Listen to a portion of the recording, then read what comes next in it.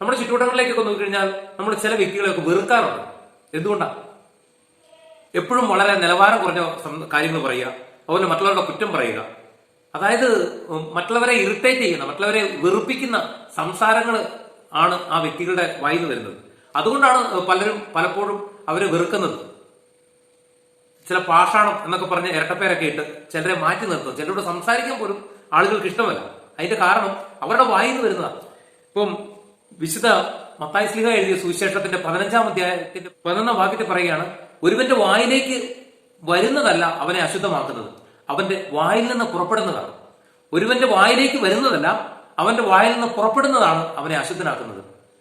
വിശുദ്ധ മത്തായി 15-ാം അധ്യായം 11-ാം വാക്യം. അതുകൊണ്ട് പ്രിയപ്പെട്ടവരെ, ഇപ്പൊ ഞാൻ ടിവിയുടെ ഒരു ഉദാഹരണം നിങ്ങളോട് പറഞ്ഞതേ ഉള്ളൂ.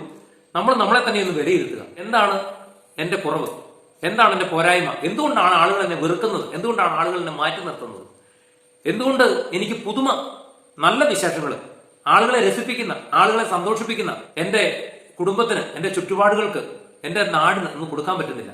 എന്റെ അടുത്തേക്ക് വരുന്നവർക്ക് കൊടുക്കാൻ പറ്റുന്നില്ല?